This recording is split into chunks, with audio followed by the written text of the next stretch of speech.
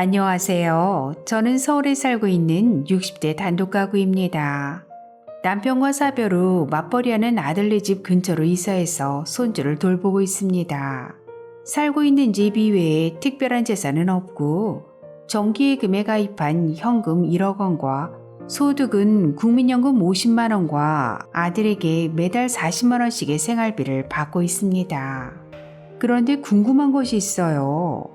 이번에 1년 만기 정기예금이 만료돼서 다시 정기예금에 가입하려고 하는데 글쎄 정기예금 금리가 4%대로 많이 올랐더라고요. 금리가 올라서 좋기는 한데 혹시 이자 소득 때문에 기초연금이나 피부양자에 문제가 생기는 것은 아닐까요?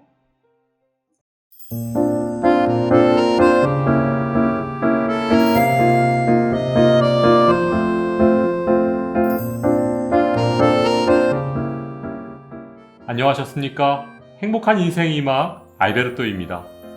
고금리 고물가 시대, 재산은 그대로인데 이것 때문에 갑자기 기초연금이 중단되거나 피부양자 자격을 잃고 건보료 폭탄을 맞을 수 있습니다.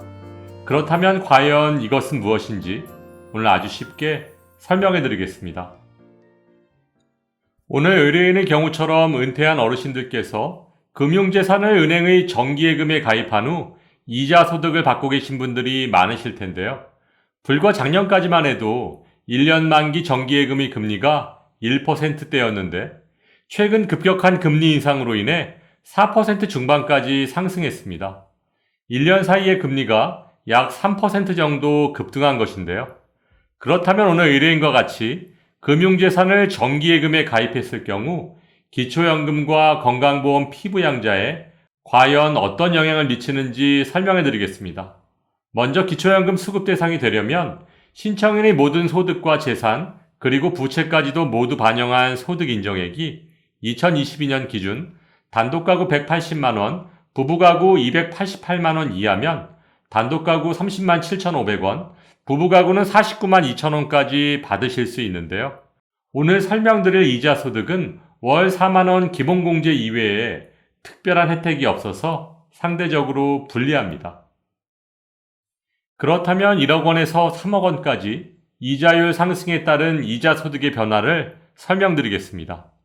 2021년 1년 만기 정기예금 이자율이 1.5%이고 2022년 현재는 4.5%라는 가정하에 계산해보면 1억 원을 정기예금에 가입했을 경우 이자 소득은 2021년 12만 5천 원에서 2022년 37만 5천 원으로 월 25만 원 상승했고 2억 원을 정기예금에 가입했을 경우 이자 소득은 2021년 25만 원에서 2022년 75만 원으로 50만 원 상승했습니다. 마지막으로 3억 원을 정기예금에 가입했을 경우 이자 소득은 2021년 37만 5천 원에서 2022년 112만 5천 원으로 75만 원이나 상승했습니다. 이렇듯 이자 소득이 3배 정도 오른 것은 어르신들께 굉장히 좋은 일이지만 앞에서 설명드렸듯이 이자 소득은 기본공제 4만원 공제 후 100% 소득인정액에 반영되기 때문에 근로소득이나 임대소득에 비해 기초연금에 불리합니다. 따라서 오늘 의뢰인의 경우도 현재는 소득평가액이 국민연금 50만원에 이자 소득 12만 5천원에서 기본공제 4만원을 차감한 8만 5천 원을 더하면 58만 5천 원이지만 새로 4.5% 정기예금에 가입하시면 소득평가액이 국민연금 50만 원에 이자 소득 37만 5천 원에서 4만 원을 차감한 33만 5천 원을 더하면 83만 5천 원이 됩니다. 그러므로 오늘 의뢰인의 경우 재산의 변동이 전혀 없는데도 소득 인정액이 25만 원 상승했기 때문에 기초연금이 갑자기 중단될 가능성이 높아집니다.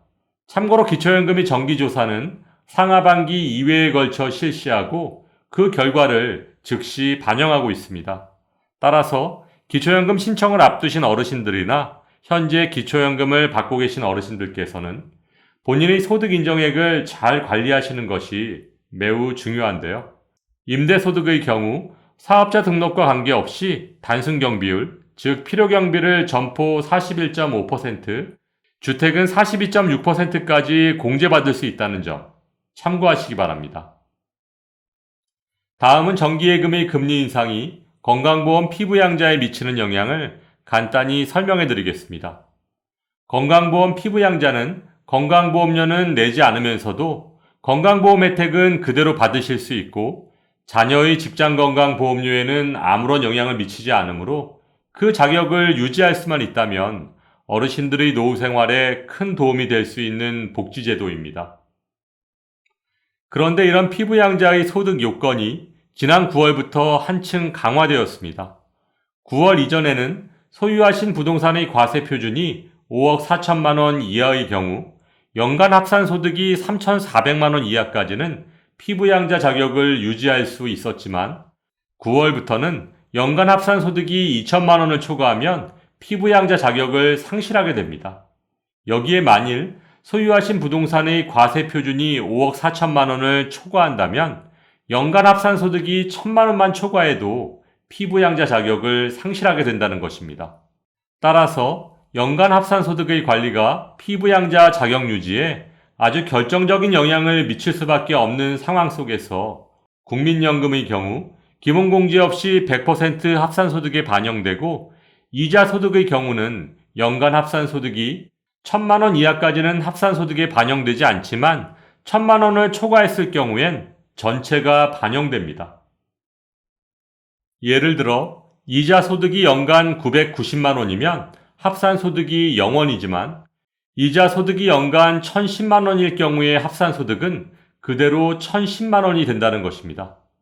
참고로 임대소득의 경우 사업자가 있을 경우엔 필요경비 60%의 기본공제 400만 원을 적용하므로 이자 소득과의 비율을 잘 조정하시는 것도 피부양자 자격 유지에 큰 도움이 될 것으로 판단됩니다.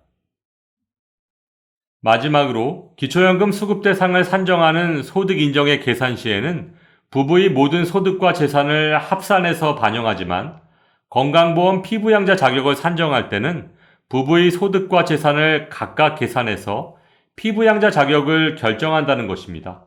따라서 피부양자 자격을 유지하기 위해서는 일반 재산을 공동 명의로 변경한다든지 금융재산을 각각의 명의로 분리해서 관리하는 것도 굉장히 좋은 방법이라고 할 수 있습니다.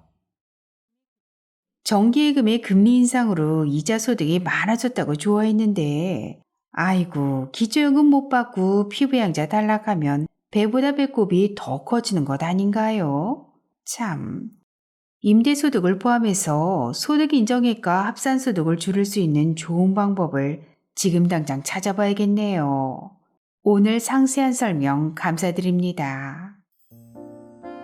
2022년 현재 고금리 시대를 살아가고 계신 어르신들께서는 이자 소득을 잘 관리하셔서 기초연금 수급과 피부양자 자격을 유지하실 수 있기를 바라면서 오늘도 알베르토가 어르신들의 행복한 인생 2막을 응원하겠습니다. 행복한 하루 되세요. 좋아요, 구독, 그리고 알림과 공유는 좋은 콘텐츠를 만드는 힘이 됩니다.